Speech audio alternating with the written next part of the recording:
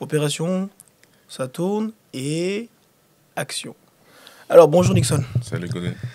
Alors ça flex avec Nixon aujourd'hui, Nixon Singa. Alors Nixon est né quand? Je suis né le 1er novembre 1996. Sympa comme ambiance, né C'est le très bon. 1er novembre. C'est clair. T'es né où? Je suis né à Bangui, en République. Centrafrique. C'est ça, exactement.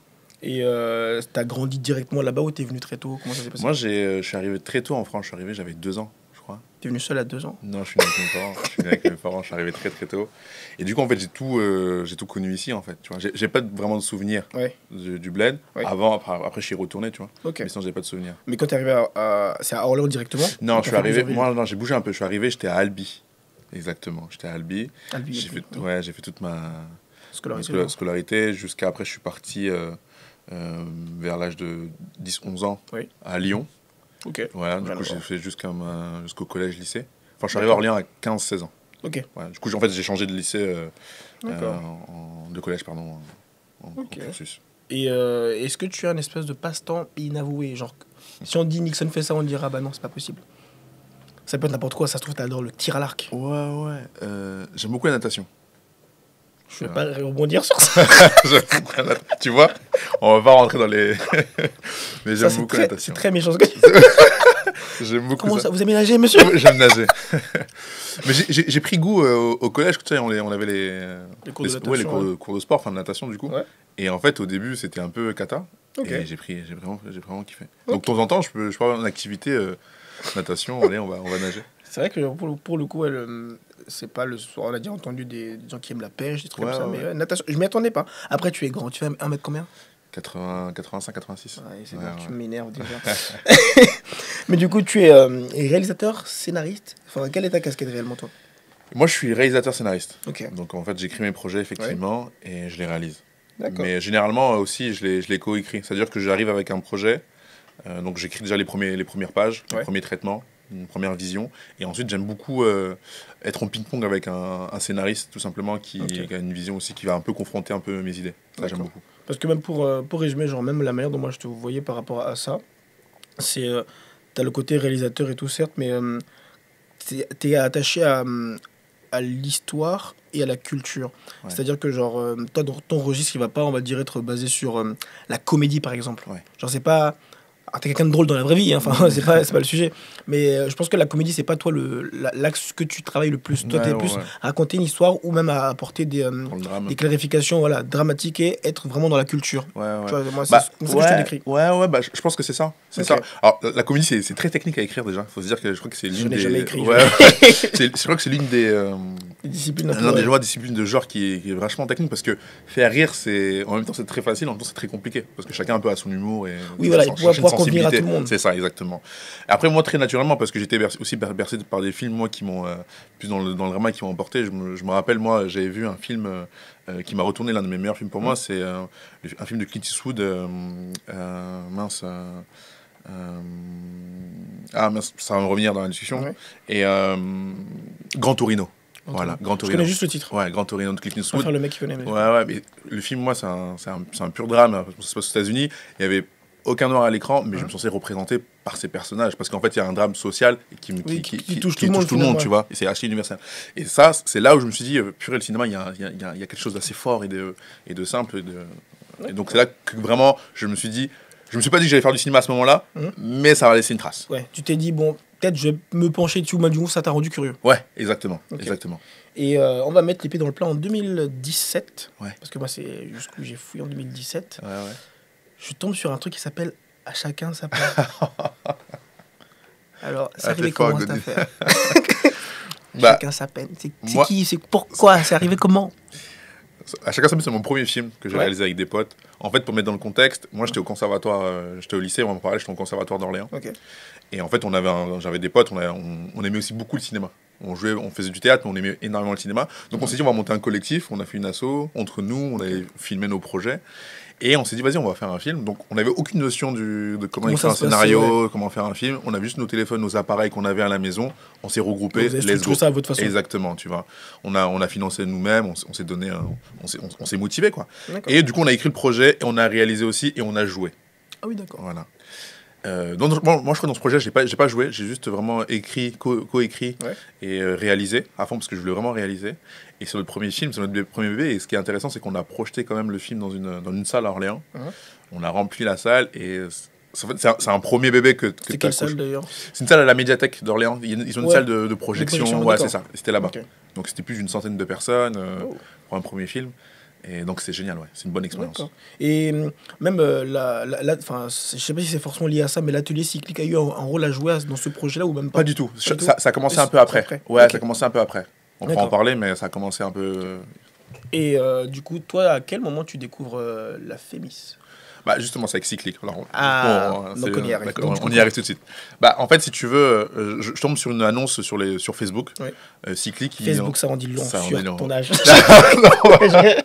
Même pas, je suis encore sur Facebook. Moi, je trouve ça super intéressant. En fait, Instagram, de vie. Facebook, c'est des publics différents, tu vois. Oui. Même avec LinkedIn, Différentes enfin, cibles, ouais. ouais, c'est des cibles totalement différentes. Et je pense qu'il faut nourrir ça encore. Oui. En tout cas, dans ce que je fais, je trouve que c'est important. Donc, en fait, je tombe sur une annonce de Cyclic sur Facebook. Ils faisaient des ateliers émergence. D'accord. Donc, ils cherchaient des talents émergents de la région. Ok. Je dis, mais pourquoi pas? Et moi, j'aime le cinéma, mais je ne me voyais pas vraiment me lancer. Oui, Je t'étais candidate, curieux. c'est ça, je candidate et je suis pris. Ok. D'accord. Donc, je fais les ateliers cycliques et ce qui est bien dans les ateliers, c'est des rencontres avec plusieurs personnes du métier. Donc, Donc, des professionnels du domaine ouais, qui des vont vraiment professionnels, pouvoir t'aiguiller, quoi. exactement, c'est ça, des professionnels du milieu. Donc, il y avait des scénaristes, des producteurs, des réalisateurs. Tu as vraiment tout le corps du métier.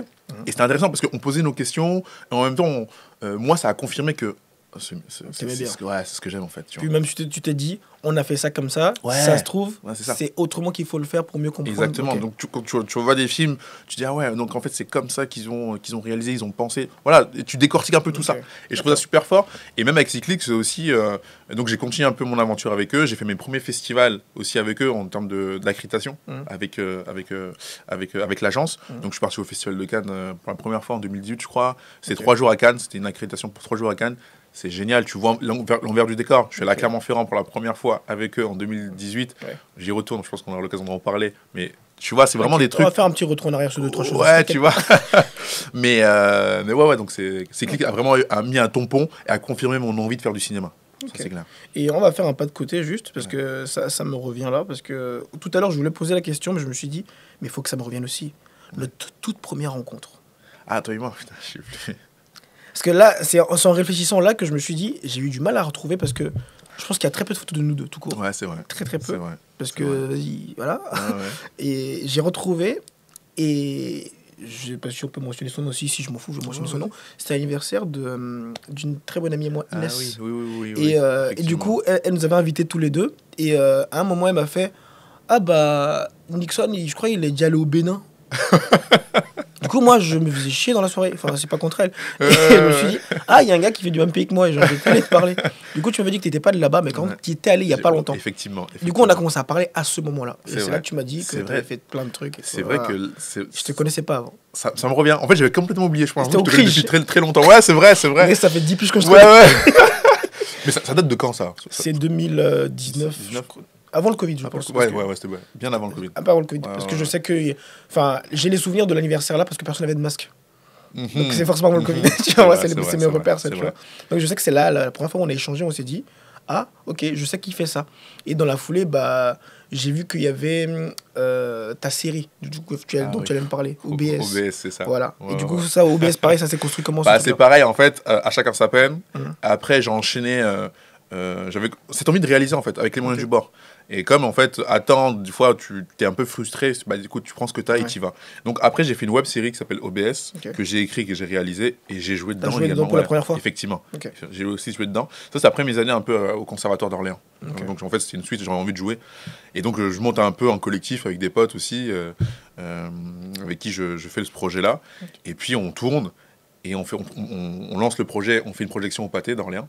Oui, La- ça, oui, l'avant-première, j'ai c'était au cru Pâté. voir des stories de ça. Mais Ouais, j'y étais pas parce t'y que étais je pas encore. Ouais, je te ouais, connaissais pas. Ouais, à peine, ouais, Voilà. c'est vrai. Je te connaissais Et pas. donc, en fait, la première était au Pâté, et après, on a lancé sur Internet. L'originalité du projet, c'était que le film était tourné en format vertical, parce que j'avais pensé smartphone. Donc c'est toi qui as cassé les reels, c'est toi qui Non, mais on me dit souvent, t'aurais dû continuer ce truc-là, parce que Ouais. maintenant, c'est archi tendance. Ouais. Mais moi, j'avais pensé à ça, je me suis dit, il y a une tendance avec les photos verticales, les images Ouais. verticaux, donc je me suis dit, vas-y, on y va Ok. comme ça, on essaye. Donc c'est de là que même moi j'ai commencé à me dire ah OBS et j'ai même peut-être jamais vu OBS. Parce que genre, je voyais les trucs à chaque fois, mais genre, je savais pas vu où le trouver. Enfin, c'était sur. C'est sur Instagram. C'est sur Instagram. Ouais. Je sais même pas, je crois que tu les as enlevés, non? Je crois que je les ai enlevés. Ouais. Ça, Parce ça qu'à un vieillit moment, mal, j'ai voulu les. Alors, il faut assumer ses projets, ouais, monsieur. Enfin, vrai, voyons. c'est vrai. Mais c'était quelque chose de bien, parce que si tu l'as montré à des gens, excuse-moi, c'est que. Non, c'est vrai. Si moi je fais un truc grave, je le montre pas aux gens. Non, mais c'est vrai. Mais tu sais, en fait, je dis, ça vieillit mal, mais en fait, c'est vrai que comme tu dis, en fait, c'est aussi ça qui a nourri mes projets par la suite. C'est un peu l'essence, enfin, le départ. Ouais. Mais tu vois, moi, c'est ce moment-là où j'ai commencé à me demander qui t'étais. Et j'ai vu que t'étais à la Fémis. Et à côté de ça, je me suis dit, on a parlé un peu, discuté. Tu m'as parlé de film Espoir. Ouais. Et c'est là que j'ai commencé à vraiment prendre, pas prendre au sérieux, mais à m'investir dans le truc de c'est quoi Espoir, genre comment tu l'as écrit, jusqu'au jour où on en discute. Et en fait, quand tu m'as expliqué, genre, on va dire ta démarche, c'est là que j'ai commencé à me dire, c'est donc ça un réalisateur. Parce qu'à chaque fois, tu vois ces gens-là de loin, tu t'en connais pas dans la vraie vie. Ou du moins, t'en connais, mais vraiment, c'est très distant. Du coup, c'est en discutant avec toi que j'ai commencé à me dire, je vois à peu près ton métier, genre comment tu le structures.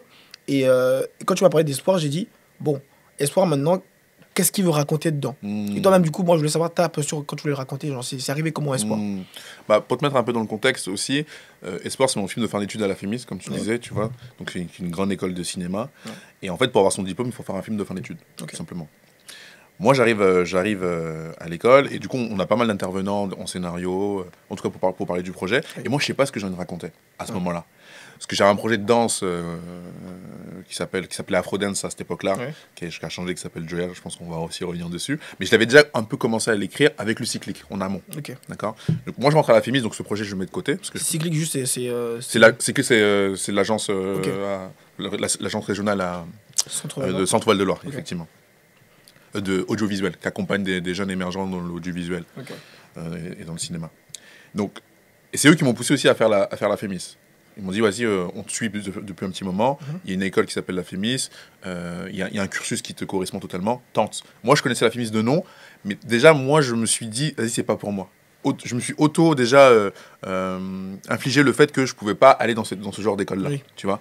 Et c'est aussi ça que j'essaie souvent de dire, c'est qu'avant même de dire que c'est pas pour nous, nous-mêmes, il faut qu'on se déconstruise dans cette idée-là. Avant qu'on nous ferme des portes. Pourquoi pas. Et donc, il y avait le gros confinement, donc je tente l'école pendant cette période-là, et je suis pris. Donc j'arrive à la Fémis, on me dit qu'est-ce que tu as envie de raconter, je sais pas, et du coup je parle de mon expérience en tant que footballeur, parce que je jouais au foot très longtemps aussi. Quand j'étais plus jeune, j'étais à Lyon. Bon. Ouais. Et le foot. Quel poste? J'étais ailier. Moi, tu courais beaucoup? Ouais, je courais. Ouais. Excuse-moi, pardon. Et en fait, tu sais, quand t'es gamin, tu espères ça, le sport, le foot, c'est vraiment un truc que tu as autour de toi. Et j'espérais ça. Et finalement, tu sais, les échecs, le rapport à l'échec, et j'ai un entourage aussi très footeux. Donc j'ai beaucoup d'exemples de personnes qui étaient même en centre de formation, qui ont échoué. Et ce rapport à l'échec dans le milieu sportif, déjà, ça m'inspirait. Il y avait un truc à raconter. Parce qu'on sait comment c'est qu'on réussit. Mais on ne sait pas matérialiser l'échec ou se dire comment exactement. Ça se passe. Et il y a beaucoup plus d'échecs que de réussites. Et ça, en fait, je voulais juste le mettre en avant. Et comment, à 13-14 ans, tu pars de chez toi pour aller au Pôle Espoir, pour l'ensemble de formation. C'est très violent, tu vois. Tu t'arraches un peu de la famille. Donc, c'est comme ça qu'est né un peu... une partie de l'adolescence aussi. Exactement. Tu grandis très vite. Et c'est là, en parlant justement avec mon intervenante en scénario, elle me dit, mais écoute, il y a un truc là-dedans, vas-y, creuse. Et c'est là qu'il commençait à naître Espoir, le film.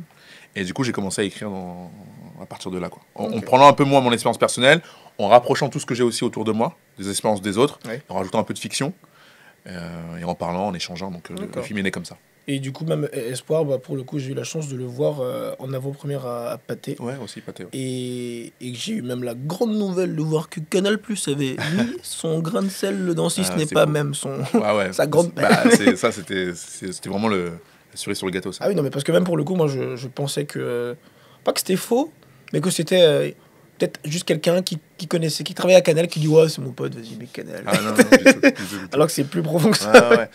Pour te donner un peu, une idée, parce que même moi, en fait, j'ai appris que Canal, c'est ma productrice qui m'appelle, Anaïs Londke, parce que j'avais deux productrices sur le film, qui étaient aussi à l'école, Léna Bapt et Anaïs Londke.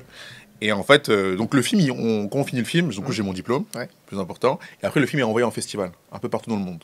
Donc le film fait vraiment, il passe dans tous les continents. Et un jour, on m'appelle, Anaïs, ma productrice m'appelle, elle me dit t'es où là? Je suis chez moi, assis-toi. Je sais pas pourquoi, j'ai une bonne nouvelle, tu vois. Oula. Et elle me dit écoute, Canal Plus a racheté le film. Je suis waouh, mon film de fin d'études. Ouais, tu vois. Et du coup, le film est arrivé sur MyCanal pendant un an, d'accord. donc les gens pouvaient le découvrir sur MyCanal. D'accord. Ah oui, j'ai vu, même moi j'ai. Ouais. C'est ça, tu vois. Et du coup, en fait, c'est super parce qu'en fait, ils ont découvert le film. Je pense qu'ils ont découvert le film en festival. Tu vois, il y a peut-être un représentant de Canal qui était dans la salle, qui a vu le film, a dit ok, ouais, super, tu vois. Et en fait, cet achat-là, en fait, ça a aussi donné déjà moi, ça me donne une crédibilité personnelle, une légitimité que je cherchais. Ouais. Tu vois, je me suis dit en fait, pose plus de questions, fonce, fais ce que tu as à faire, c'est tout. Ouais, je suis d'accord. Ouais. Tu vois. Des fois, tu vas échouer, ça va marcher, ça va pas marcher, fais. Et ne te pose pas si tu es à ta place ou pas. Et ensuite, même aux yeux de l'industrie aussi, tu vois, de faire un premier film d'école sur Canal, ça donne un tampon assez sérieux. Du coup, en fait, j'ai rencontré pas mal de prods et ainsi de suite, quoi. D'accord. Et juste à travers ce moment-là, comment ça se passait dans tes proches ou ta famille? Comment ça a été accueilli le fait que toi tu voulais faire ça? Et ça, je sais que. Ouais, je t'apprends rien en me disant que dans les familles souvent africaines, ça peut être compliqué. Écoute, moi, avant de me lancer vraiment dans le cinéma, du coup, j'ai eu mon bac et après, j'ai fait des études de management. Ouais. J'étais en alternance. Donc, j'étais dans une entreprise, ça se passait super bien. J'étais assistant manager. Donc, il y avait un truc où, dans la continuité, et ma mère était très contente, tu vois. Ouais. Mais au fond de moi, je n'étais pas totalement satisfait parce que moi, je suis un mec, il faut que je sois stimulé par ce que je fais vraiment à fond. Sinon, je vais abandonner à un moment donné. Et j'arrivais à un moment donné, je me suis dit, Nixon, qu'est-ce que tu as envie de faire? Tu as dit autre chose. Non. Moi, Nix. Non, mais tu vois, je me suis posé des questions à moi-même, tu vois.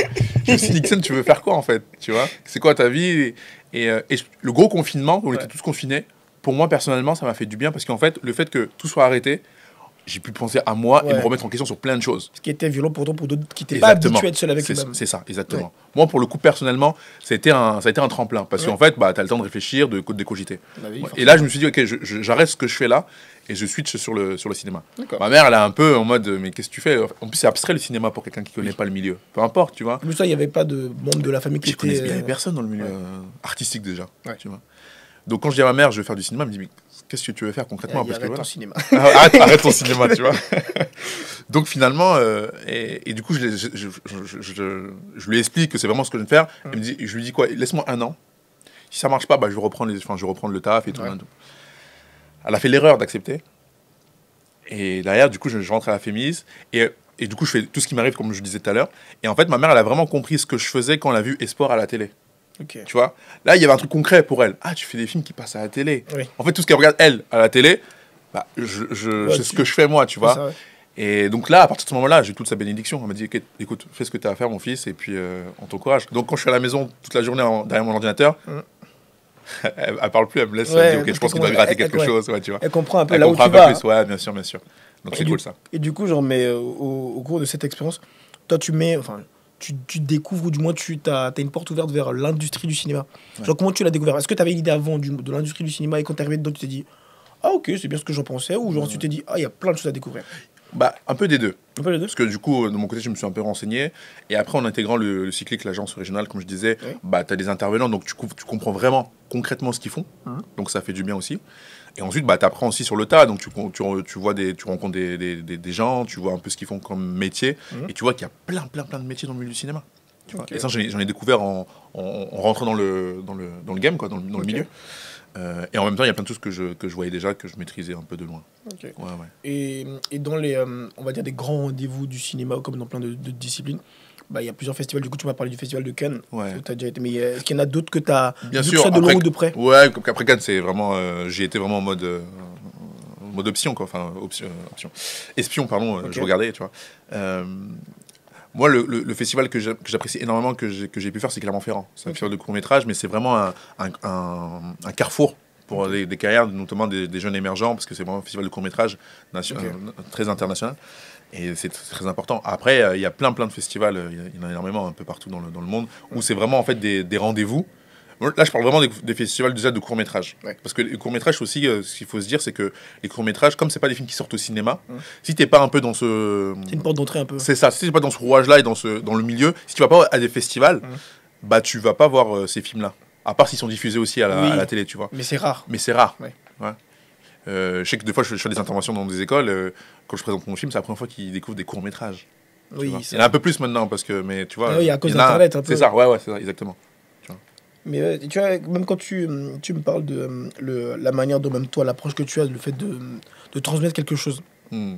Quand tu as parlé par exemple du film Espoir aux jeunes, genre que ça a été quoi même, genre même toi, t'étais pas préparé à aller parler de ton film à quelqu'un ou à des gens. Genre comment ça s'est passé même la première fois où tu t'es dit, bon bah aujourd'hui Nixon, tu vas parler de ton film à des gamins. Parce que pour moi c'est quand même, même si c'est un exposé quand Bien tu sûr. dois Ouais, vulgariser ouais. le truc. Mais toi comment tu l'as approché parce que t'as peut-être croisé des regards de gamins qui avaient l'air d'être comme toi. Ouais, ouais, Genre qui étaient en mode, oh, je sais pas trop ce que je vais faire. Enfin tu vois. ouais, bien Donc, tu sûr. l'as vécu comment ce truc-là la Bien première fois où t'as parlé à des petits. Bah, avant de parler même à des plus jeunes, Mm. tu présentes le film dans des salles, dans un public. Oui. Donc, je pense que c'était super intéressant de confronter un peu les regards par rapport au film. Mm. Moi, comme c'est un film que j'ai porté assez longtemps en moi, que j'ai écrit, réécrit, où j'ai douté dessus, je suis revenu dessus, j'étais un peu forgé et j'avais juste envie que les gens le découvrent. Tu vois. Et ce qui est intéressant quand tu le projettes à des plus jeunes, mais ils n'ont pas de filtre en fait. Oui. En fait, s'ils ont compris, enfin, ils disent qu'ils ont compris concrètement, tu vois. Et c'est ça qui est intéressant parce que tu te confrontes justement à une réalité. Et quand je fais ce film-là aussi, c'est pour le présenter à des plus jeunes, Oui. à une autre génération, ou même aller dans les centres de formation, des jeunes qui sont en centre de formation.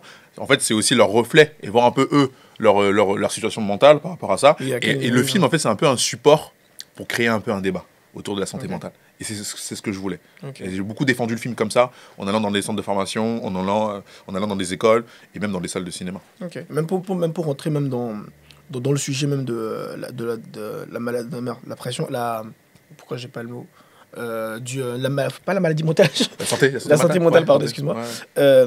Souvent, et ça c'est un truc que j'observe quand on parle avec des gens, c'est que tout le monde a tendance à être dans, on va dire, l'affirmation de tout plein de choses, alors que très peu en connaissent la réalité. Mhm. Par exemple, on va prendre n'importe quel sport qui est un peu populaire, un basketteur. Mhm. Un basketteur, on va dire, oui, il fait du basket, il gagne peut-être de l'argent, il a de la notoriété, il n'a pas le droit d'avoir des problèmes. Donc du coup, ce truc-là crée que ils ne prennent pas en compte que lui, il a peut-être perdu une partie de son adolescence Mhm. pour sa formation et il a dû peut-être, enfin, sûrement travailler dur pour être, je sais pas moi, sélectionné soit en équipe ou en nationale ou en club. Mhm. Et il a toute cette pression-là de se dire, je dois être performant, je dois être de bonne humeur et je dois autant avoir une image lisse parce qu'aujourd'hui l'image est importante. Mhm. Et du coup, ça fait que sur les réseaux, la personne commence à se dire, je peux pas dire toujours ce que j'ai envie de dire. Ouais, bien Et du sûr. coup, ça commence à créer le côté où tu te restreins et au fond, tu commences à même peut-être avoir l'impression que tu n'es pas toi-même. Bien Et sûr. en fait, ce mécanisme-là Mhm. fait que avec le temps, tu peux développer de la distance avec les autres personnes Bien sûr. ou juste tu vas peut-être le cacher par autre chose. Tu peux être hyper drôle ou hyper renfermé. Enfin, tu peux avoir Mhm. plein de différentes façons d'exprimer le fait que c'est pas très simple, mais c'est pas grave. Si tu te plains, on te dira oh, t'es quand même basketteur, tu gagnes bien ta vie, arrête de me raconter n'importe Bien quoi. sûr. Bien sûr. Et ce truc-là, très peu de gens le voient, et moi je le constate, hein, quand un footballeur dit ouais, bon, j'ai des problèmes, on va lui dire écoute, Non, tu gagnes. voilà, quand t'es dans le cinéma, écoute. Voilà. Sauf que les gens ne savent pas que, par exemple, si je prends l'exemple du cinéma qui est du tien, Mhm. c'est un endroit où les gens ne sortent pas des films chaque année. Ouais. Bien sûr. Donc c'est vraiment des C'est un processus. productions voilà, Ouais, qui ouais, prennent ouais. du temps, et même le temps, même des fois, c'est du pari, parce que tu as Bien sûr. beau bosser 5, 10 ans sur un film, C'est pas quand il sûr. sort, faut attendre qu'il y ait une bonne répercussion pour que même finalement ça te rapporte quelque chose. Parce Bien que sûr. c'est un investissement, Bien c'est sûr. pas juste tu vas faire ton taf et t'es payé. Bien sûr. Ouais, mais c'est comme tu dis en fait. Et c'est marrant parce que moi j'assimile beaucoup le sport et le cinéma. Ouais. Pour moi personnellement. Parce que moi, tu vois, c'est un truc de.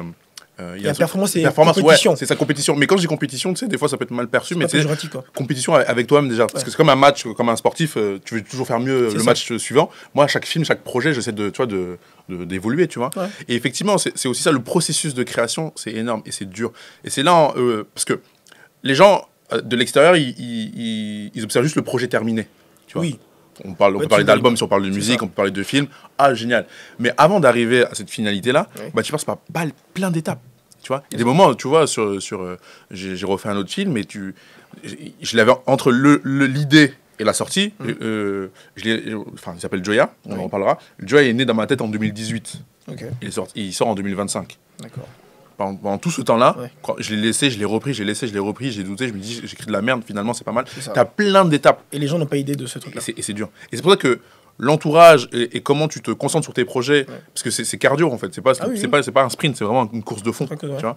Donc c'est aussi ça de se dire, en fait, quand tu es focus sur quelque chose, il faut réussir à garder ce cap-là. parce que y a des tempêtes. Ok. Ouais, ouais.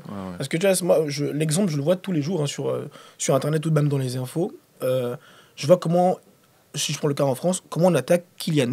Ouais. Genre, je trouve que ce truc-là, c'est malheureux, mais même toi, pour le coup, mine de rien, t'es quand même quelqu'un, tu as une présence publique et tout. Genre, Ouais, ouais. on connaît ton visage, ou du moins, on sait ce que tu fais ou On qui aime tu le es. niveau. Hein. M'énerve pas. Si tu es là, c'est parce que tu fais des choses, ok. Mais tu vois, genre, ce que je veux dire par là, c'est que quand tu es exposé, et bah, rien devient simple. Parce que beaucoup de gens pensent que dès que tu es exposé, ça y est, c'est cool. Ouais, ouais. Mais quand tu vois comment un joueur qu'on a adulé pendant toute sa Bien sûr, bien jeunesse, sûr. on va dire toute sa jeunesse de 7, 17 ans aux 16 ans, Ouais. jusqu'à la Coupe du Monde qu'il a gagnée à 19 ans, et aujourd'hui, en fait, on lui dit, mais t'as pas le droit de faire d'erreur. Mhm. Et du coup, on devient dur avec une personne Mhm. qu'au départ, on aimait bien. Mhm. Donc, il y a ce retour de bâton de... Tu as l'impression que même si toi, tu viens, tu proposes quelque chose aux gens, avec ce que tu peux, même ton énergie, les gens arrivent quand même à être ingrats. Non, bien sûr. Et ça, genre, je sais que dans le cinéma, tu peux avoir ça aussi du côté où toi, tu peux réaliser un truc qui te tient à cœur, et tu verras des gens qui n'ont peut-être aucune notion du cinéma, et ils sont pas obligés d'en avoir une notion du cinéma, hein, Mhm. mais qui n'ont aucune notion, qui viendront, on va dire, te mettre face à des critiques qui n'ont pas de sens. Ou du Ouais, moins, tu vas ouais. te dire, en fait, Mais- t'es juste casse-couille, pour être Oh, vulgaire. tu Ouais, vois. ouais, bien sûr. Mais du coup, comment toi, tu acceptes la critique toi, Ah, comment ça bah, se fait c'est important parce qu'en fait, même si les personnes ne sont pas forcément dans le le milieu cinéma, ouais. tu sais, t'as toujours chacun un peu son Un ressenti. Et ce qu'il faut savoir, c'est qu'un film, c'est les goûts, les couleurs. Tu vois, Oui. chacun un peu a son ressenti. Si il y a une personne qui va détester le film, une autre qui Ouais. va beaucoup apprécier.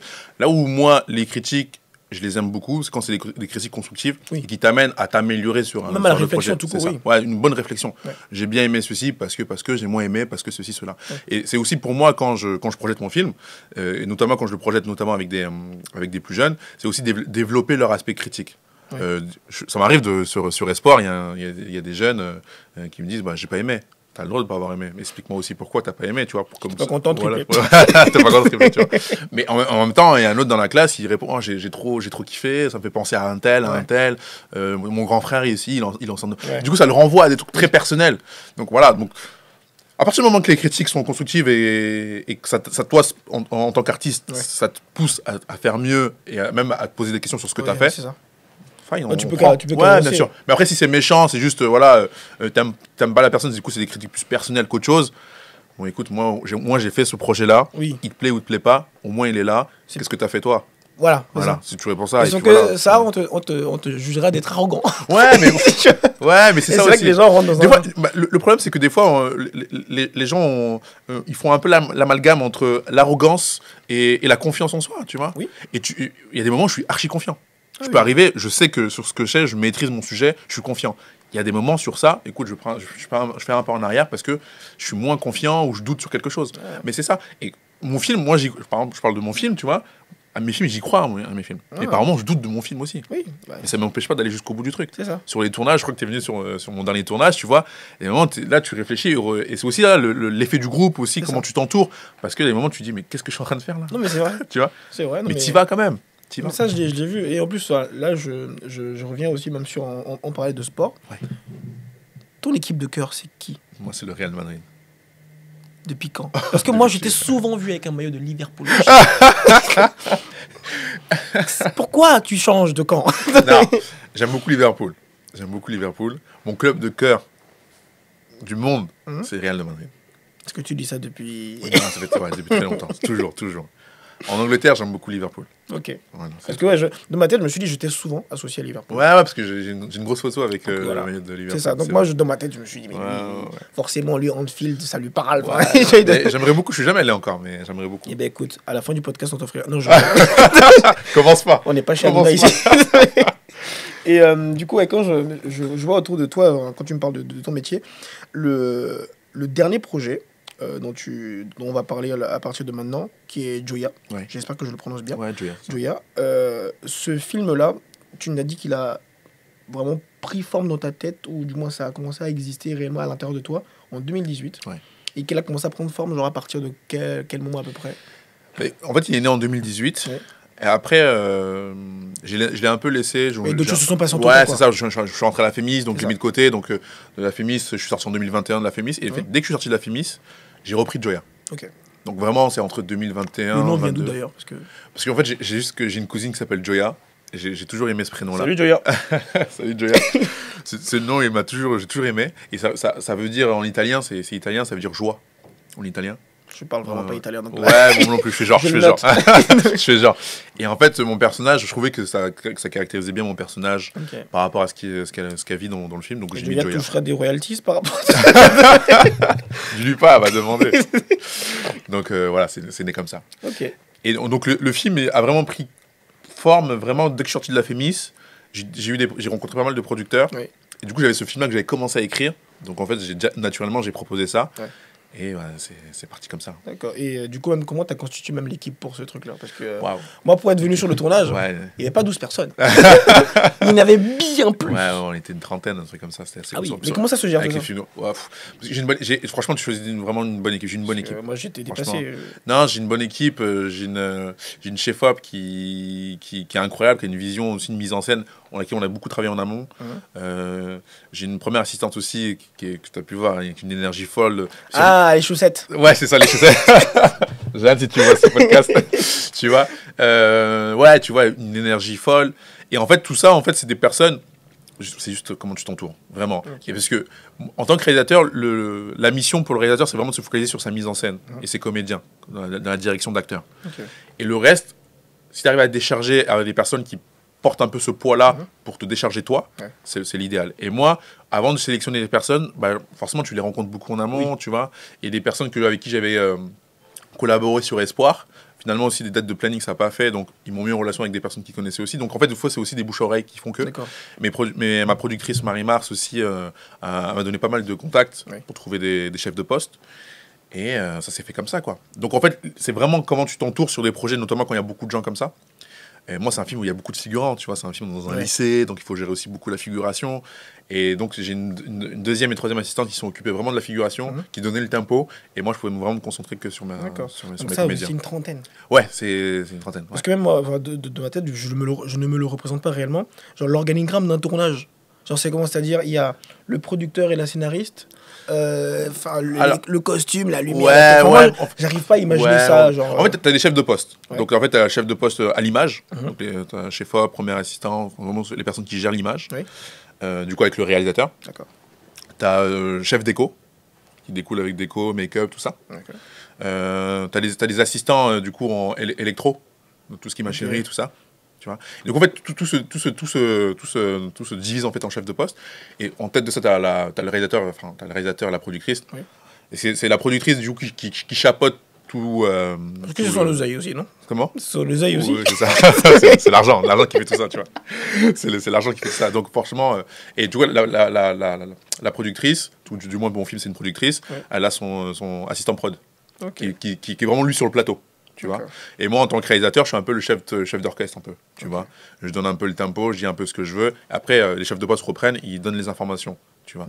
Donc, ça, grosso modo. C'est comme ça. Ouais. Parce que moi, quand je suis venu, moi, je t'en ai parlé en plus, la seule idée que j'avais, c'est que j'avais jamais, on va dire, assisté à un tournage tout court. Enfin, quand je dis tournage, nous, on en fait, et chez Flex, on a des tournages à gauche, à droite. Mais genre, dans le cadre d'un film, moi, de ma tête, je me suis arrivé là-bas, j'ai fait... Ouais, ok, lui il fait ça, lui il fait ça, lui il fait ça. Et je t'as bien analysé quand même. En fait, moi je savais pas trop parce qu'au fond, moi je voyais plein de trucs et je me suis dit, mais en fait, Godwin, ce qui se passe là, c'est comme si c'est un appareil photo. Et tous les petits différents boutons qui sont sur l'appareil, c'est un métier. C'est ça. Genre celui qui va s'occuper de faire le focus sur le truc, la lumière, et puis ceci, et puis cela. Et c'est là que j'ai fait, d'accord, donc ça, un tournage. Et tu vois, ce qui est intéressant, c'est que ce qui est fou, c'est qu'en tant que réalisateur, je suis la personne le moins sur un plateau que tous ces gens que tu as pu voir. Très bien. Ouais, mais c'est ça qui est fou, tu vois, parce que je dis chef de poste, tout ça, chef d'orchestre, mais j'ai moins la maîtrise surtout, tu vois. Tu me donnes une caméra, juste la caméra que portait Louise, ma chef-op, je sais pas à quoi en faire. Tu vois. À part lui dire sympa, écoute quoi. Tu vois. Même, tu vois, je sais que tu maîtrises beaucoup la photo, l'image, je pense que tu maîtrises beaucoup plus l'appareil que moi. Là où moi, en tant que réalisateur, c'est vraiment la mise en scène. C'est-à-dire que moi, dans ma tête, j'imagine, je sais pas, je veux une lumière comme ça et je veux que le comédien arrive comme ça. Et voilà, ils vont dire, ok, si tu veux ça, il faut faire ça. Je suis ok. Ah oui, d'accord. Tu vois. Si d'un coup, tu vois, je dis n'importe quoi, dans le scénario, j'ai écrit il pleut sur une séquence, mais juste le fait qu'il pleuve, ça remet tout en question. Et La la couleur la et lumière. le jour, à quel moment on tourne ça, parce qu'il faut prévoir la pluie, donc c'est toute une organisation, donc il faut au moins telle heure de préparation. Donc sur ton plan de travail, ma première assistante, elle me disait, tu vois, heureusement que tu n'as pas mis qu'il pleut sur cette séquence-là, parce que c'est un exemple, tu vois. Ouais. Donc des fois, en fait, quand tu écris quelque chose, toi en tant que scénariste, avant d'être réalisateur, du coup tu écris, tu mets tous tes fantasmes. Oui. Après, t'as l'argent qui te rattrape. La réalité, la réalité te rattrape. J'ai surtout l'argent parce que c'est ça qui te rattrape. La qui est réalité. La réalité. Et en fait, tu t'enlèves des trucs, tu supprimes des séquences. Et c'est ce qui m'est arrivé, moi, de supprimer des petits trucs pour que ça rentre dans le budget, tu vois. Ok. C'est surtout le court-métrage aussi, il faut se dire, comme ça sort pas au cinéma, c'est beaucoup des budgets archi réduits. Oui. Donc en fait, économiquement, il faut aussi Oui, avoir cette conscience. il faut quand même être, on va dire, assez équilibré. Faut C'est pas... ça, exactement. Oui. Exactement. Ça, je l'entends et puis je le vois. Et ça, ouais. Mais c'est aussi ça, c'est, comme tu dis, en fait, le court-métrage, c'est aussi ce qui t'amène au long-métrage. Oui. Tu vois. J'aime pas dire ça, mais pour donner un exemple un peu vulgaire, on va dire, c'est un peu l'entraînement qui t'amène au long. J'ai pas entraînement parce que vraiment, le court et le long, c'est deux manières différentes. Oui, deux disciplines. Ouais, deux disciplines différentes.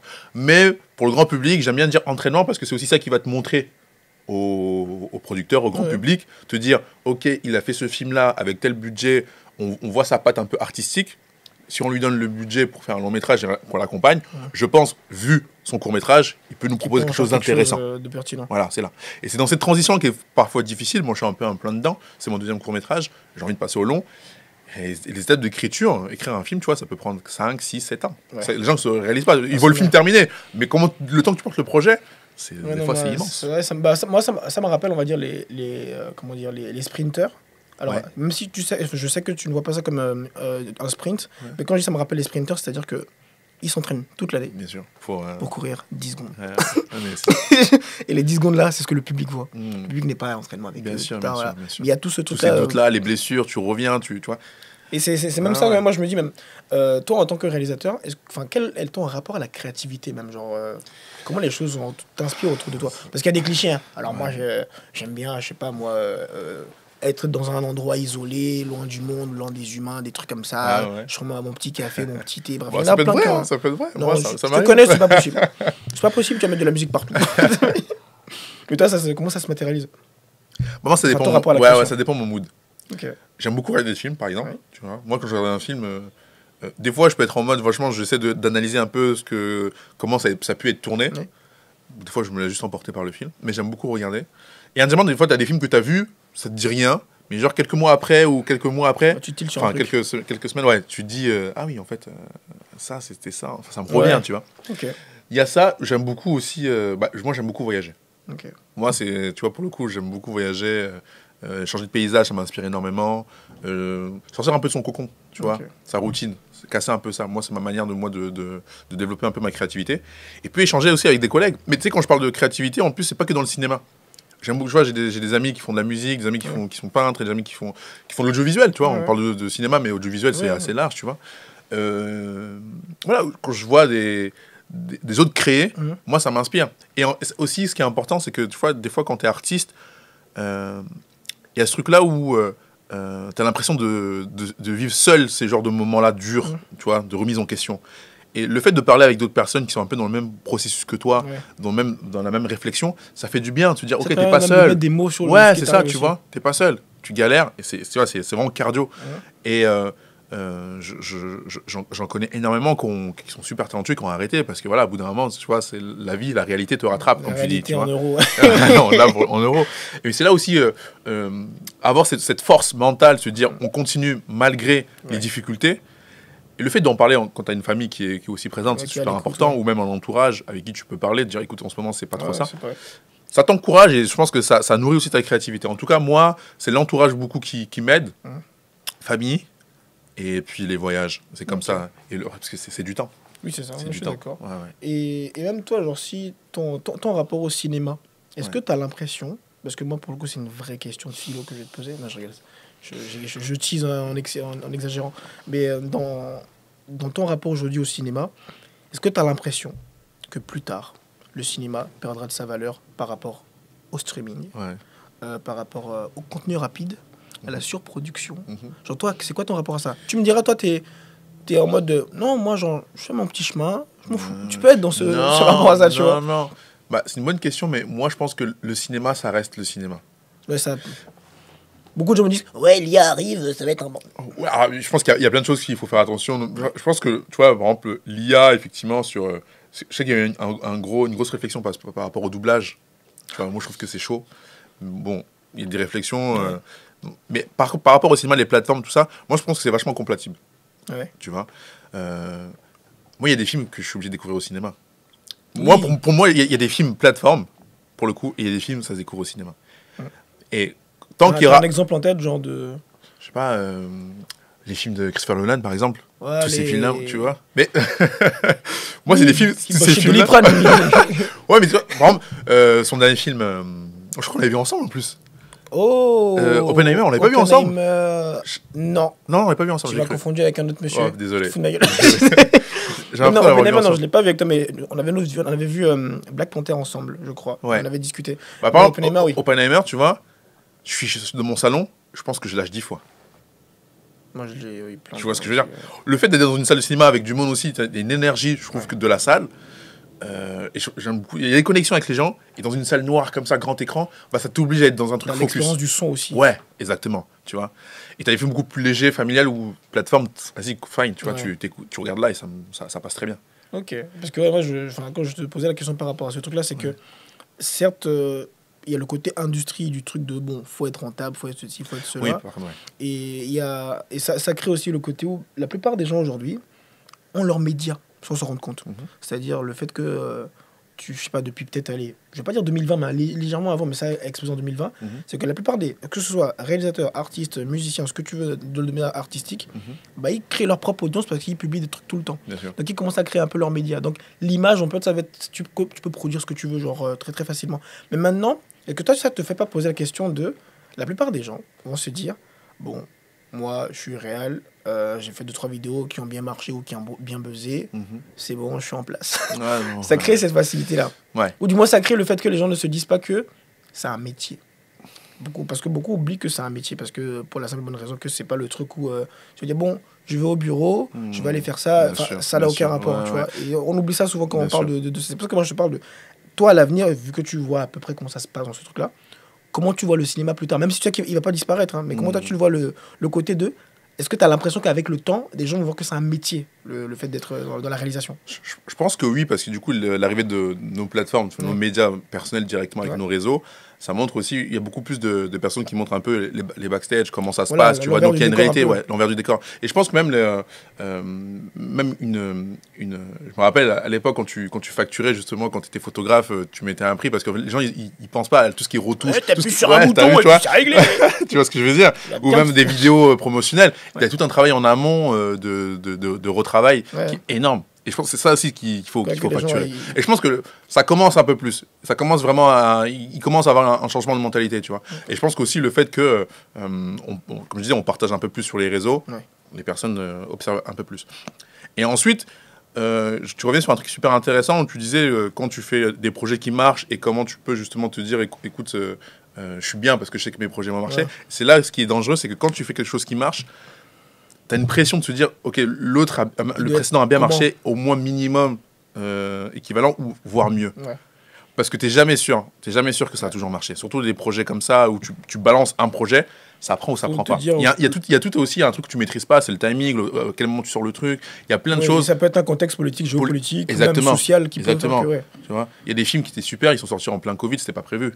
Et donc ça fait un flop, tu vois. Quand on parle de cinéma, tu vois, un peu avec le couvre-feu, je me rappelle, il y a plein de films qui sont passés à travers parce que les gens n'étaient pas concentrés ou ils pensaient pas aller au cinéma pendant cette période-là qui était très compliquée et qui était imprévue pour les programmateurs de salles. Donc, voilà. Ça m'a un petit coup quand même. Ouais, ça m'a un petit coup. Donc, donc je pense que le monde évolue sur ça et je pense que le cinéma, moi je suis assez confiant sur l'avenir. Je pense qu'il y a une génération aussi qui arrive, une nouvelle génération avec des nouveaux regards. Et tu sais, avant, c'était un monde assez fermé. Et tu sais, as des talents qui éclorent parce qu'ils... Ça reste quand même un peu fermé. Ça reste encore fermé. C'est vrai. Il y a encore beaucoup de choses à faire. Moi, je croise 2-3 personnes. Alors, soit c'est des comédiens ou même des fois des acteurs ou quoi, quand on en discute. Alors, ils ont eu accès à ce truc-là parce que, bon, eux, ils ont fait ce qu'il fallait pour y avoir accès. Mais ils te font comprendre que même si c'est fermé, en fait, tu peux quand même avoir le double des clés. Tu vois. C'est plus ça que je voulais dire. En fait, avant c'était fermé, mais c'était vraiment compliqué d'avoir les doubles clés ou de passer par la fenêtre. Parce que souvent, on passe par la fenêtre. Même la fenêtre était barricadée, tu vois ce que je veux dire. Là, maintenant, avec déjà la fougue qu'il y a cette nouvelle génération, et je nous inclus dedans, tu vois, les réseaux sociaux et ce côté un peu j'y vais, je me pose plus trop de questions, et si ça passe pas par là, bah, je vais passer par d'autres chemins. Il y a ce truc-là. Alors, ça reste compliqué. Il y a encore beaucoup de choses à faire, mais il y a une génération qui arrive. Et ça, j'y crois, tu vois. Okay. Et même dans les générations, est-ce que tu as des personnes que tu connais ou que tu suis, dont tu dis, bah, ils méritent quand même d'être plus loin, ou même ceux que tu aimes bien dans la nouvelle génération? Il y a qui dedans, par exemple? Christopher Nolan.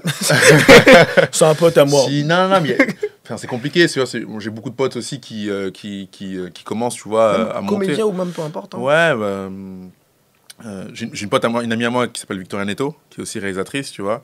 Elle a un talent énorme, et je sais que, tu vois, elle monte aussi. J'ai pas de doute sur le fait que ça va marcher pour elle, tu vois. Après, tous les gens avec qui j'ai collaboré sur mes films, si je commence à citer, ça va être super long, tu vois. C'est aussi d'une autre génération de techniciens, tu vois. Et tu montes avec eux, tu vois. Tu fais des courts-métrages avec eux. L'idée, c'est aussi d'arriver à faire des longs avec eux, tu vois. T'as beaucoup de gens... je peux prendre ton exemple aussi, je suis en face de toi, sincèrement, tu vois. Non, je te dis aussi, tu vois. Moi... Ça peut mal se terminer. Tu vois, je prends l'exemple d'Antoine. Avec Flex, moi j'ai connu Flex avant que ça vienne Flex que c'est, avec tous ces bureaux-là. Ouais.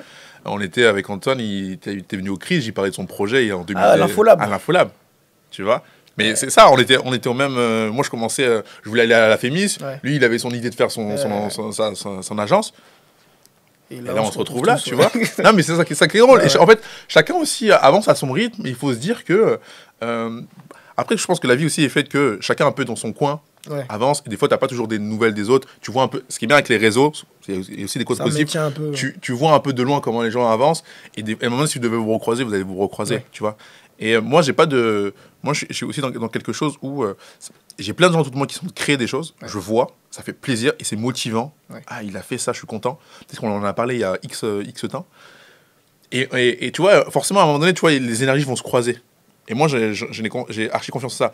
Je pense à Lirod, qui est un artiste orléanais. Sur Espoir, il m'a calé une musique qui m'a gentiment... Coco, tu vois, exactement, tu vois. C'est une grosse moment de scène, tu vois. Et j'ai pensé à lui, je l'ai appelé. Il me faut un son qui bouge. Tiens, j'ai un truc pour toi. Il m'a envoyé, j'ai écouté. Je sais pas, j'imagine Axel Lendor comme ça. Ouais. Tu vois.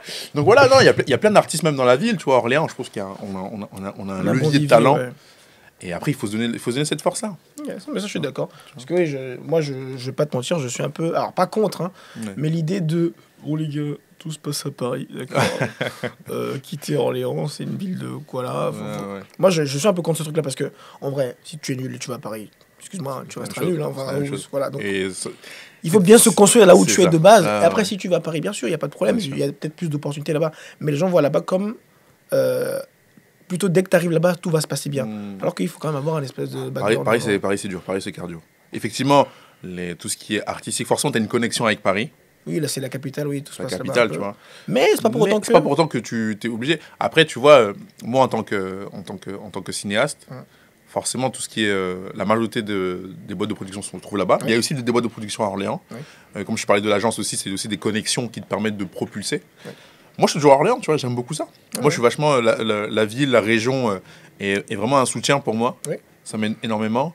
Et je continue à avancer doucement à mon rythme dans ma carrière. Et puis, on n'est pas très loin de Paris, donc en soi... oui, moi, c'est à côté, oui. Vois, on est bien. Et je vais casser l'ambiance. Il faut que tu me dises ton pire film. Le truc que tu t'es dit, mais pourquoi ils ont fait ça? Oh. Oui. C'est dur, hein. Je sais, c'est pour ça que je te la pose. C'est dur parce que moi, j'ai toujours un peu de... Maintenant que je fais des films... Ouais, t'es indulgent. Non, mais t'as des films qui sont mauvais, mais ça mérite d'être là, au moins. Ça a été porté par... Tu me rappelles le prof qui dit, mais non, t'es pas nul, t'es juste pas prêt. Non, mais comme ça, j'essaye. Alors, il y a des films... Au moins un qui tu t'es dit, ouais, non, pourquoi? Mais je pense que c'est des films que je vois souvent sur plateforme, en fait. Ah ouais? Ouais, c'est plus des films que je vois sur plateforme. Un exemple, de toute façon, on connaît pas les gens, non, ouais, tranquille. Non, le pire film que j'ai vu récemment... Ou même tu t'es dit, vraiment, j'ai perdu mon temps sur ça.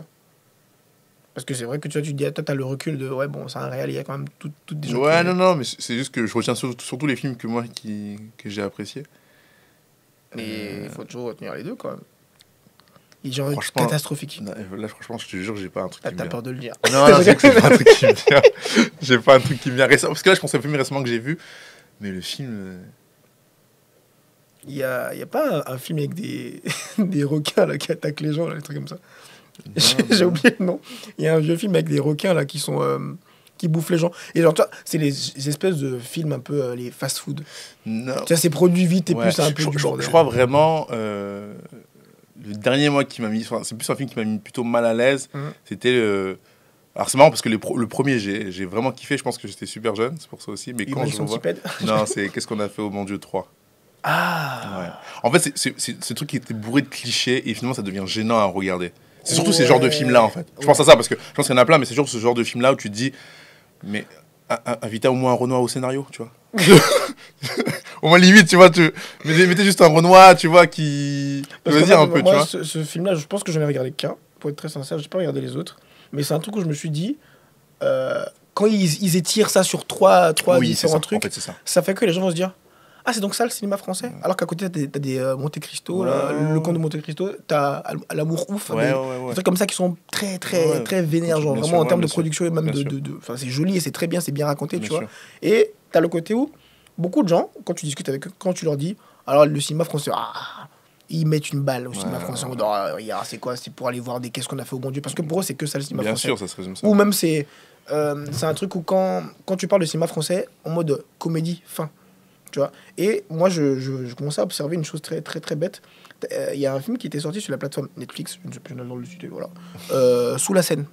Ah oui, oui, oui. Sous la scène a mangé des grosses critiques. Ouais. Sous la scène s'est fait insulter. Mais vraiment, et je pense que je faisais partie des rats qui ont dit ça va. Tu vois, genre, ouais, non, mais c'est mal foutu. Non, les trucs 3D. Blablabla.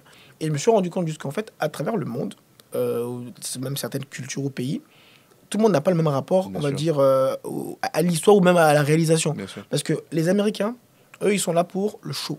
Donc eux, en fait, après, vu comment ils fonctionnent aussi là-bas, c'est pas étonnant. Parce que Ouais, là-bas, il y a ouais. plus d'armes que C'est clair. d'habitants. Donc C'est forcément, eux, ils ont un autre rapport aux choses. Ce qui fait qu'eux, ils vont produire vraiment des choses qui vont être spectaculaires systématiquement.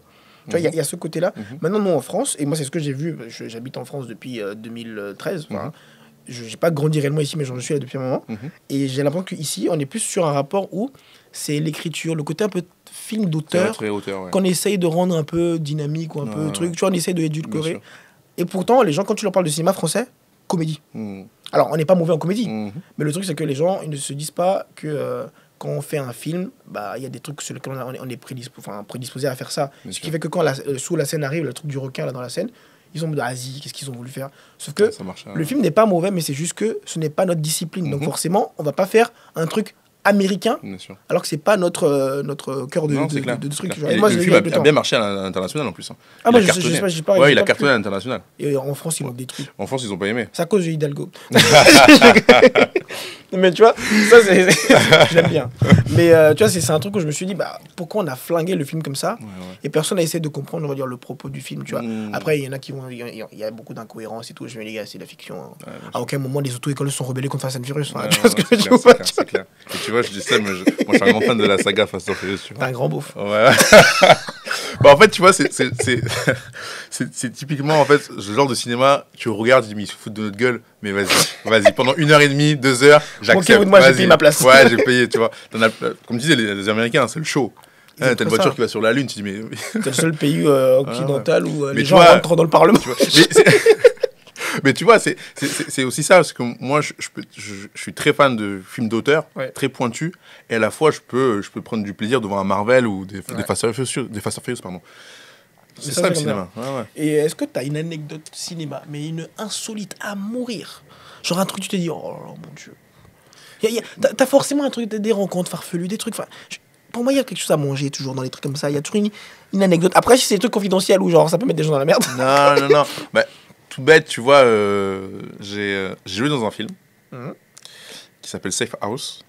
Safe House. Ouais, Safe House. Du coup, en français, maison sécurisée. Ok, Je suis bon, en ça va, traduction. je- Non, je Eh. fais pour le... je fais le public en Safe entier. Toi, c'est moi, j'ai un mauvais accent. J'ai un Bah, mauvais c'est accent. vrai, on va parler espagnol le prochain. Non, pardon. Mais pour la traduction. Et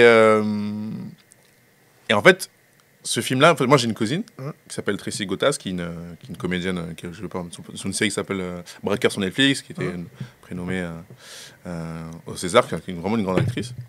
Et elle a passé le casting pour ce film-là. Du coup, le film, c'est un film norvégien. Donc il faut parler, en plus, on peut parler d'anglais, on peut parler anglais.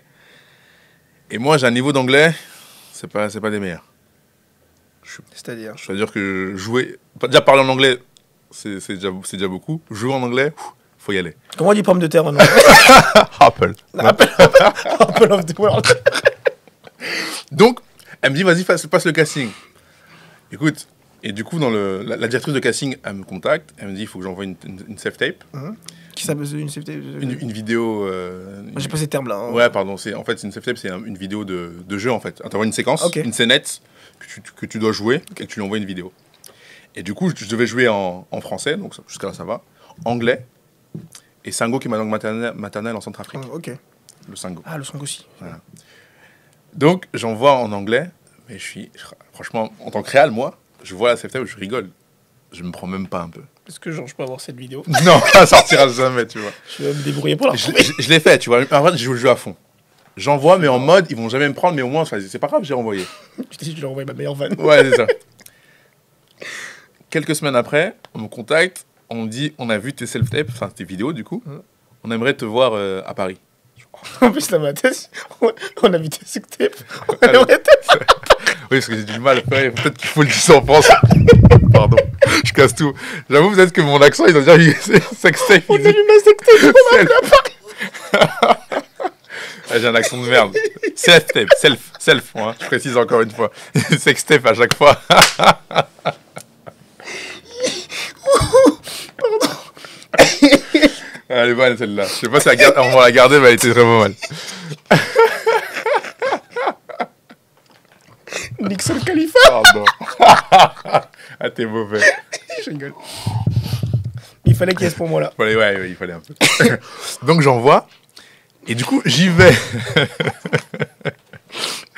Désolé, j'ai perdu le présentateur. Désolé. Je suis là. Allez. Donc j'y vais. Ouais. Et je me dis, ils vont jamais me prendre en fait. Dans quel bourbier je me suis mis? Déjà, passe des castings en français, déjà ça serait pas bien. Et tu te lances déjà à l'international, alors que. Et j'y vais. Et je fais un semblant de tout maîtriser. Avec mon anglais, je sais pas, c'est passé. Du coup, j'ai joué en français. J'avais un partenaire de jeu aussi qui était super. Ouais. J'ai joué en français, j'ai joué en Sango. Et après, j'ai fait ma vidéo enfin, j'ai joué en anglais. Ok. Et je sais pas comment, j'ai été pris pour le rôle. Mais tu sais ce qu'a dit le réal? Ok, j'ai vu ton niveau d'anglais, c'est pas trop ça. Tes scènes en anglais, on va les enlever. Tu vas les jouer en français. Parce que je te veux. Non, ils ont pas doublé. Ah, ils ont pas doublé? Non, ils ont pas doublé. J'ai tout joué. D'accord. Et du coup, j'ai réussi à faire. Alors, j'aurais pu jouer en anglais, mais tu sentais que vraiment par rapport au personnage, c'était pas fluide, tu vois. Mon anglais, je comprends, mais jouer, j'ai pas le temps de traduire dans ma tête, tu vois. Et ouais, il y a un mécanisme. Ouais, je suis encore dans ça, tu vois. Mais par contre, ce projet-là, là, j'ai repris des cours d'anglais à fond. Par contre, tu vois, je pense que c'était le destin, il fallait que je me remette à fond. Et là, je suis revenu, j'ai réinvesti directement dans mes cours d'anglais. Prochain podcast sera sous-titré. Voilà, exactement. Let's go. Mais tu vois, c'est une anecdote pour moi, elle est plutôt positive. Mais le fait de provoquer sa chance, te dire que tu vas pas y arriver, vas-y quand même, tu vois, au pire, ça passe. Oui, voilà. Bah ça, c'est une anecdote de fou pour moi, tu vois. J'avoue, parce que même moi, te retrouver dans une situation comme ça où tu fais semblant chaud, tu vois, faire semblant, tu vois. Je faisais semblant. En fait, je commençais déjà à jouer. Oui. Tu vois. Et non, tu te voyais pas dire non, je maîtrise pas. Bah, au début, je voulais faire ça, tu vois. Au début, je voulais faire ça. Mais quand j'ai vu le projet, c'était tellement important, c'était tellement personnel pour moi parce que c'est sur la guerre aussi en Centrafrique. Ouais. C'est un jeu assez fort. On suit une médecin une médecin sans frontières norvégienne qui était dans le pays pendant la guerre en 2013. Ouais. Donc, c'est un peu c'est tiré d'une histoire vraie. Et quand j'ai rencontré elle aussi, le message était très personnel. Du coup, par rapport à tout ça, je devais me battre au moins pour essayer le projet, pour avoir le projet. Et je l'ai eu. Oui, ça, tu vois. Donc c'est pour ça. Voilà. Donc c'est une anecdote. Écoute, pas mal, parce que même si elle a mal démarré. Je sais pas comment. Est-ce que je peux doubler mes sextapes quand je dis sextape? Là, je vais te demander un dernier truc avant de finir. Ouais. Si tu avais un jeune, un homme ou une femme, j'en sais rien, qui te dit qu'il veut faire ce métier-là, quelles sont les différentes choses que tu lui donneras comme conseil? Alors, pas de conneries du oui, quand tes rêves. Non, non, on n'est pas dans Objectif Millionnaire. Ok. Il n'y a pas de musique épique à côté. Quoi, tu vois. Mais vraiment, qu'est-ce que toi tu vis et que tu dis, bah, ça, je veux transmettre ça aux gens si vraiment ils veulent s'épanouir. Franchement, c'est un truc assez bateau, mais dans un premier temps, je lui dirais en fait de croire en ses rêves. Non, mais en fait d'être sûr Oui, de ce qu'il veut faire. Parce qu'en fait, c'est pas un long fleuve tranquille. Oui, non. Tu vois, c'est vraiment compliqué. Cardio. Et il faut convaincre les gens à chaque fois de ce que tu veux faire. Donc, être sûr de ce que tu veux faire. Et si c'est vraiment ça que tu veux faire. Pour les bonnes raisons, surtout. Pour les bonnes raisons, effectivement. Parce que effectivement, je fais une petite parenthèse. Je rencontre des jeunes quand ils veulent faire du cinéma parce que ils veulent être des stars. Ils brûlent des étapes. Avant d'être une star, déjà, crois-moi. Sois compétent. Fais, tu vas voir. Et si ça doit marcher, ça va marcher. Mais fais. Et c'est dur. Donc, se battre pour ça, être patient. Oui. Parce que dans ce genre de milieu-là, si t'es pas patient, si tu veux griller les étapes, si tu veux aller trop vite, finalement, c'est contre-productif. Ok. Tu vois.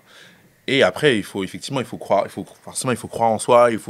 C'est normal de douter. Je pense qu'il faut trouver des bonnes personnes autour de toi à qui tu peux te livrer. Oui. Aussi, tu vois, dire les moments de joie comme les moments de tristesse, et être en total, avoir un entourage qui est à l'écoute de ça. Et ensuite, vas-y, te pose pas de questions et vas-y, fais ce que tu as à faire. Et commence avec ton téléphone. Si tu veux, il y a une musique que j'aime beaucoup. Orelsan. Ah ouais. J'aime beaucoup. Je savais pas que tu allais le citer, mais quand tu l'as dit, j'ai reconnu direct. Ouais, c'est Orelsan. Tu veux faire un film, tu as besoin juste d'un truc qui filme. Et tout simplement. L'autre pour trop tard. C'est exactement ça. La fête est finie. La fête est finie. Je l'ai saigné cet album. Ouais, incroyable. Oh. Ah bah. Orelsan Avenir, bah voilà. Tu vois, on devait finir avec cette bonne note, on était obligé. Voilà, tout simplement. Commence avec ton téléphone. On a cette chance, nous, en tout cas, leur génération encore plus jeune, tu vois, même nous, d'avoir ce truc-là, d'avoir des téléphones. Accessible, ouais, c'est ça. Avant, on n'avait pas ça. Donc, c'est pour ça que je disais, on peut changer, on peut passer par, prendre un autre chemin, passer par la fenêtre, parce que si tu veux pas de moi là, mais écoute, je vais essayer de passer par autre chose. Et on en voit, il y a plein d'histoires où tu dis, c'est assez fou, quoi. Okay. Donc voilà, c'est ce que je dirais. Fonce, fais. Eh ben écoute, merci beaucoup Nixon pour ce moment-là. Merci à toi. C'était incroyable, belle rigolade, on est passé partout. Cool. Franchement, moi j'ai adoré. Et depuis le temps qu'on est en train de préparer ça. C'est clair. En tout cas, merci à toi. Merci d'être venu et puis j'espère à la prochaine. Et c'est moi qui ai fait l'affiche de Joya. Ah oui, c'est vrai, important. Il faut préciser. Ouais, mais tu vois, il y a un truc aussi. Si je peux rajouter un petit truc. Allez. Ce sera pas. Je sens que ça va me plaire, mais vas-y. Non, mais. Quand j'ai parlé d'entourage, je regarde la caméra. Je regarde la caméra, écoutez-moi bien. Quand je parle d'entourage, c'est très important aussi d'avoir des personnes qui croient en toi et qui te poussent. Mais jamais cru en toi. Non, mais je parle de toi parce que tu as fait l'affiche et tu as cru au projet, tu es venu sur le plateau et tout ça. Ouais. Tu sais, tu as des gens avec qui que tu rencontres, tu connais depuis longtemps et que tu rencontres aussi dans ton processus. Et c'est important parce que ce genre de milieu-là, il y a parfois un peu où tu es recentré sur toi-même. Oui. Tu vois. Il faut savoir donner. Parce qu'à un moment donné, où tu as des personnes qui sont dans des situations où ils sont en train de monter ou d'essayer de faire des choses, et tu vois, savoir ce soutien-là, cette aide-là, je crois en toi, et on peut dire par des mots, je crois en toi, mais aussi par des actes comme ça, te déplacer, venir, être à des événements, tu vois, juste le fait de venir à une projection, juste ta présence, déjà, c'est énorme pour quelqu'un, tu vois. Après, c'est un plaisir pour la personne, enfin, pour moi, de venir. Oui, là, je parle en général, mais du coup, là, je parle un peu de toi, tu vois. Et toi, c'est la fiche que tu m'as livrée, elle a super bien marché, je suis très content que tu as accepté de la faire. Écoute, et merci pour toutes tes photos. Merci. Et puis, on commence avec les gens avec des courts-métrages, et l'idée, c'est d'aller jusqu'au long-métrage avec des gens. Donc, au prochain épisode. Eh ben écoute, merci beaucoup. Merci. Et Roman va pouvoir finir. Alors, est-ce que tu t'es marré, Roman? C'est cool. Ouais. J'ai pas rec.